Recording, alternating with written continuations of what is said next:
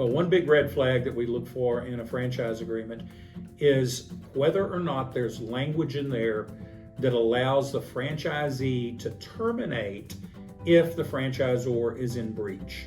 Many franchise agreements do not contain a right for the franchisee to terminate. That's a big red flag. Another thing that we look into, like we talked about a moment ago on the non-competes, is what's the language on when that non-compete applies or doesn't apply.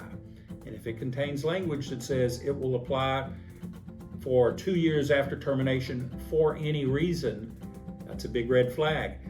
Because if you get into it and it's not what you were promised and you have to get out, you shouldn't have that non-compete hanging over your head.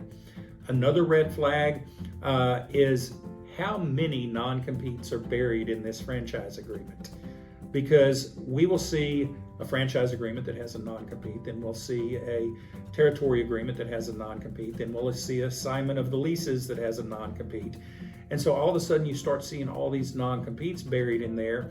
And so that's a red flag of, well, if they don't get me on one, are they going to get me on the next one? And so it becomes incumbent upon the franchisee when they're negotiating the franchise agreement on the front end to make sure they're all covered. Another red flag is on the guarantee agreement, the personal guarantee. Yes, they're going to have those. So, we don't get upset when we see a personal guarantee, but what are the terms of that guarantee? And is there a burn off on that guarantee?